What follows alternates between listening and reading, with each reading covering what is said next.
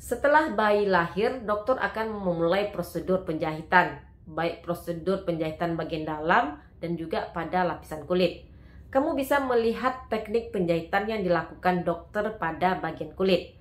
Penasaran apa sajakah metode penjahitan yang dilakukan dokter di area kulit pada operasi sesar? Simak penjelasan saya di video berikut ini. Assalamualaikum warahmatullahi wabarakatuh. Hai teman-teman semua, ketemu lagi dengan saya Devi Febriani. Di video kali ini saya akan membahas mengenai metode penjahitan pada bagian kulit pada operasi sesar. Operasi sesar kadang disebut juga dengan C-section. Operasi ini merupakan prosedur untuk melahirkan bayi melalui sayatan di bagian perut dan juga rahim. Tindakan operasi mungkin dilakukan jika ada komplikasi pada kehamilan atau dalam proses persalinan.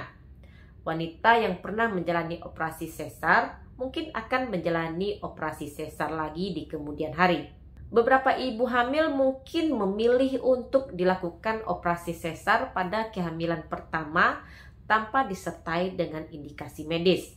Namun menurut penelitian, keputusan ini mungkin bukan pilihan yang tepat bagi wanita yang berencana memiliki beberapa orang anak. Karena semakin banyak operasi sesar yang dilakukan seorang wanita, maka akan semakin besar pula risiko masalah pada kehamilan berikutnya. Panjang luka sayatan pada perut pada operasi sesar ini berkisar antara 10 sampai 15 cm. Selama prosedur tindakan, dokter akan membuat sayatan bedah di perut dan juga rahim untuk melahirkan sang bayi. Pada sayatan perut, ini dokter akan membuat sayatan secara horizontal di dekat garis rambut kemaluan atau biasa dikenal dengan sayatan bikini.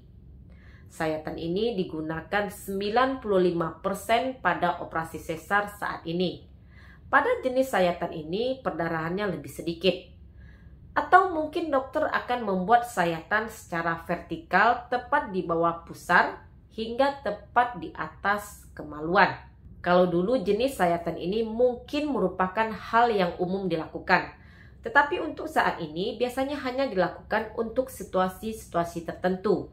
Dan jenis sayatan ini sedikit lebih sakit dan membutuhkan waktu lebih lama untuk sembuh.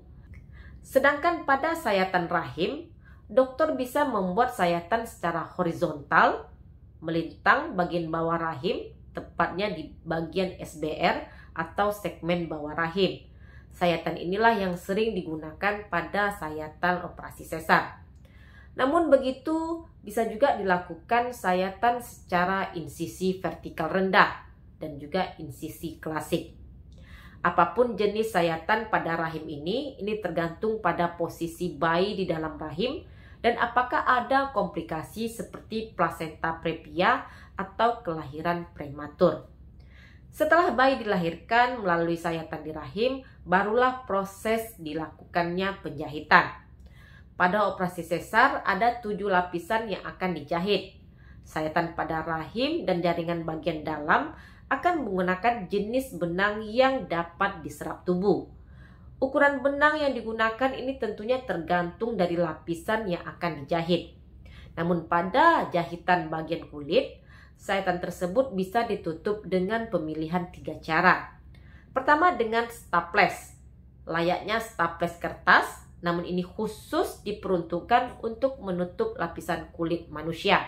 Dokter lebih memilih staples dibandingkan jahitan karena staples lebih cepat sehingga menjahit bagian kulit memakan waktu lebih sebentar. Namun masih banyak penelitian tentang pro dan kontra pemakaian staples pada tindakan operasi sesar. Karena tidak semua wanita yang menjalani penutupan luka dengan staples mendapatkan lebih banyak manfaat dibandingkan dengan teknik penutupan luka yang lainnya. Di samping itu, pemilihan penutupan luka dengan staples akan mempertimbangkan kondisi pasien saat itu.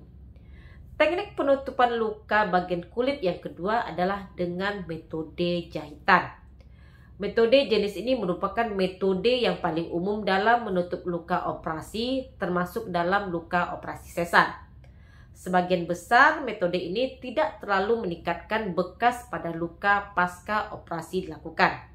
Namun jika dibandingkan dengan metode staples, metode menutup luka sesar dengan jahitan ini memerlukan proses yang lebih lama dan skill yang lebih bagus.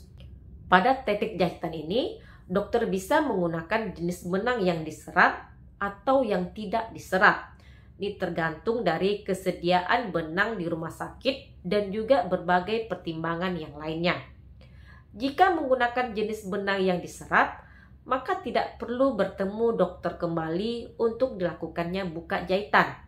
Tapi jika yang digunakan adalah jenis yang tidak bisa diserap, maka tentunya perlu bertemu kembali dengan dokter untuk proses membuka jahitannya. Maka pastikan untuk mengetahui jenis benang yang digunakan. Metode penjahitan ini lebih direkomendasikan dibandingkan dengan metode penjahitan staples. Kemudian yang terakhir adalah metode lem. Dalam metode ini dokter akan menutup luka sesar menggunakan lem yang khusus. Lem ini akan mengering dalam beberapa detik setelah terpapar udara dan merekatkan area luka. Setelah mengering dan luka menutup, luka akan ditutup dengan kain kasar. Namun harus tetap dipantau jika ada reaksi alergi terhadap lem tersebut. Demikian beberapa metode penutupan luka pada bagian kulit pada prosedur operasi sesar. Terima kasih sudah menonton video saya kali ini. Jangan lupa untuk di like, komen, dan di subscribe. Dukung channel ini agar lebih berkembang. Share sebanyak-banyaknya. Jumpa lagi di video saya berikutnya. Stay healthy. Assalamualaikum.